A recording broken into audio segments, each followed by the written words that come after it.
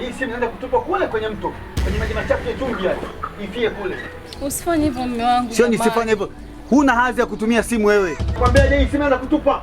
Sitaki kupiga kelele kila siku, umesikia? Nielewe hivyo. Shika mzigo. Shika. Pokea nini? Mimi nimekwambia shika mzigo. Shika mzigo. Ule muuza utumbo anakuletea utumbo robo hapa. Pika ugali hapa. Na ukikosa kupika ugali mbichi mimi na wewe. Utolala ndani pa, kaa nje.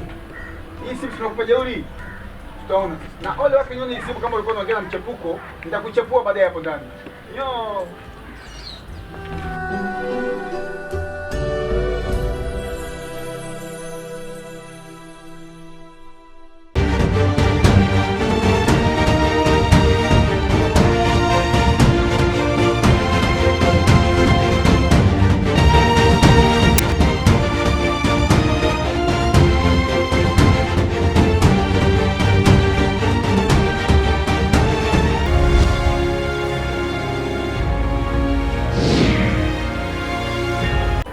Jasmine. Jasmine. Matatizo gani? Rafiki yangu mimi nimeshachoka maisha nayoishi kila siku. Shemeji, ninakupiga tena. Mimi nimekuwa kila siku ni mtu wa kulia tu. Fulana siona kwa wenzangu kweli. Ananipiga nalia na huruma na mimi. Basi, nyamanza. Kila kitu kitakuwa sawa. Katika limi napigwa Neema. Ananishindwa kunichocha kula kweli jamani, na yale mtaisije hivi. Anakupiga hata hela ya kula. Hajui kama una mimba. Mimba naumia Neema. Mimi nakuwa mtakula kwa majirani kweli. Ananipigia. Okay, msikilize. Halo. Niko hapo kwa jirani. Siko mbali, niko tu hapa nakuja.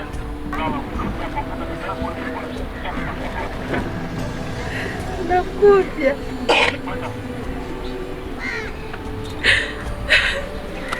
Anakwambiaje tena? Ameniambia niende, mimi ataniua. Mtu anipeleke. Maana akija hapa na ninavyomjua alivyo. Mimi namjua tena kunipiga tena. Nipeleke. Maana akijua uko hapa. Twende mama.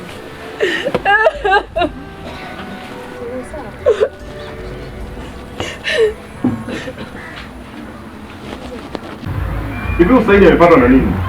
Mbona hajakuwa hivi siku za nyuma? Mjomba, mimi hata sielewi. Yaani kila siku yeye ananipiga tu, hata mbele za watu yeye ananipiga tu. Kwa anakupiga kila siku. Tatizo hasa ni nini? Mjomba, mimi sijamkosa chochote. Anasema eti mimba hii sio ya kwake. Mimba sio ya kwake vipi na yule ni mume wako wa ndoa? Mjomba, mimi simuelewi. Anasema watu majirani huko wanaongea kwamba mimba sio ya kwake. Sasa yeye atasikilizaje maneno ya watu kwamba anasikiliza majirani mimba sio ya kwake? Wewe ni mke wake wa ndoa. Kitanda na lini kikazaa alamu? Swala lenu la ndani yeye anakaa anasikiliza majirani. Na wewe siku zote za nakupiga ulikuwa wapi kuja kuniambia? Mjomba, mimi nikajeba atabadilika. Tunaona kama anazidi kila siku ni hayo tu. Mimi nitamuita hapa. Unanielewa? Ndio mjomba. Ili niweze kuongea naye vizuri. Umemwacha wapi sasa hivi? Sijui ameenda wapi. Yupo nyumbani? Ndio. Nitamuita siku mbili hizi nimueleze hili swala. Kwa nitakaa naye chini na nitamueleza vizuri litajirudia tena. Ila na wewe kama una matatizo yako uyaache. Unanielewa? Nimekuelewa mjomba. Wewe unafanya makosa kwa mume wako, ndio maana anakupiga afu unakuja hapo unasema anakupiga tu bila tatizo lolote. Sawa basi hilo swala lako mimi nitalifanyia kazi. Kwa hiyo mwanangu, kila siku kija mashtaka yako ni wewe na mmeo, tu wewe na mmeo. Ina maana huna habari nyingine kuniambia mimi, si ndio? Sasa baba, nisipokuambia mimi nikamwambia nani lakini. Kwa hiyo unafikia kuniambia sasa mpaka mimi baba sipati haki yangu ya ndoa. Kwa hiyo niende nikamwambie mume wako kwamba mpe haki yake, si ndio? Wewe uone kama matusi au ndio ulofundishwa hivyo? Tumekuweka kwenye unyako, sisi ndio umefundishwa kumwambia baba yako hivyo? Mbona kati mnapeana mjelishirikisha mimi? Mgeniita mimi chumbani kwenu niwe mtazamaji wa refari. Mlishawahi kuniita? Baba, naomba unisamehe kama nilikosea babangu. Lakini wewe ndio babangu, mimi nikamwambia nani? Huyo ni nani? Ni wanao. Kwa hiyo ndio kakushauri uje kwangu, si ndio? Siri ya mke na mume siku zote inakuwa ni ya watu wawili ndani. Mnagombana ndani, mnaishia ndani. Kwa nini nyinyi wanawake huwa hamnaga siri? Baba Siva ananipiga mbele za watu. Majirani wote wanajua kama mimi napigwa kila siku. Mimi nimeshaona. Yaani wanawake mnapokuwa mko peke yenu tu mnazungumza hata habari za waume zenu. Mume wangu aniridhishi, mume wangu sio nini. Lakini ushawahi kumwona mwanaume umekaa wanaume anamzungumzia uzoefu mkewe hata kama anakojua kitandani asemi. Kwa nini wanawake mnakuwa hamna siri? Oh, mimi hanitoshelezi, mimi haniridhishi. Maana yake nini? Na kati siri yako kwa nyumbani. Sikiza nikwambie. Kuanzia leo wewe ukome kuja nyumbani kwangu mimi kunishtakia masuala mume wako, sawa? Masuala wewe na mume wako huko. Wajinga kuwa mnanyimana, mnakuja kuniambia mimi. Mbona mnapopeana hamniite mimi yule fali au mtazamaji? Na wewe nasema hivi, wewe huyu kama ni rafiki yako, naomba wewe unamshauri vizuri. Umeelewa? Ndio. Sio na wewe tuende kwa baba nini sasa? Ananyima nyumba, nimpe mimi babake. Ingia ndani usinikakupe nyama. Huyu tokeza. Washenzi wakubwa ni. Matako kama kigole kichokosa mguu mmoja. Mungu sana, mimi nimetoka huko kupumzika. Masuala yenu malizeni huko. Washenzi wakubwa.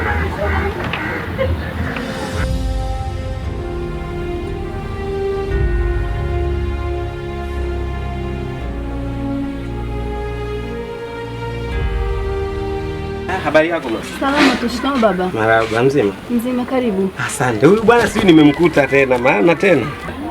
Umemkuta leo babangu? Afadhali. Mnaomba niitie. Saidi. Saidi. Kuna mgeni bwana, njoo. Mgeni maisha mwenyewe mstaki. Tafadhali shehe. Tuongee mali matatu. Mjumbe. Ndio. Habari mzee. Safi, habari ya kwako? Karibu sana mzee. Aisee, nashukuru. Ndio. Karibu. Bwana, nimekuja nafikiri leo ni mara ya tatu. Leo ni mara ya tatu kila nikija hola. Leo imekuwa kama bahati. Ndio mzee, karibu. Sasa Ndio. Nimekuja kwa jambo moja tu. Kuna taarifa ambayo ndugu zimenihuzunisha kuhusu mke wako kwamba unampiga sana. Kwa kweli hii taarifa imenihuzunisha sana na kila nilipoipata nilikuja lakini bila mafanikio. Sasa huoni kwa hali hii alafu na vipigo unavyovishusha inakuwa havipendezi kidogo. Sasa mimi nikaona hapana, nisikae kimya mimi nikiwa na jukumu kama mjumbe. Nimeona nije tu nizungumzie hilo. Sasa mjumbe. Samani, nataka kuuliza kitu kimoja. Hizi taarifa nani kakupa mzee? Kwanza ukumbuke kwamba hapo unapokaa unaishi na majirani. Hilo la kwanza. Halafu pili ni mlaumu pia eti mama. Unajua kwamba unaweza ukafia humu ndani. Yaani wewe unapigwa unaugulia tu humu ndani mpaka watu wengine ndio wanafikisha taarifa zako sehemu husika. Hivi unategemea nini? Unapigwa mpaka unakuja kufia humu ndani huzungumzi chochote. Yaani ninachozungumza nizungumzie tu hilo kwamba kwa kweli hili jambo naomba mwisho wake uwe hapo ulipofikia na sihitaji kuona kwamba linaendelea tena. Vinginevyo nitachukua hatua stahiki. Sawa mzee, asante. Asante mzee.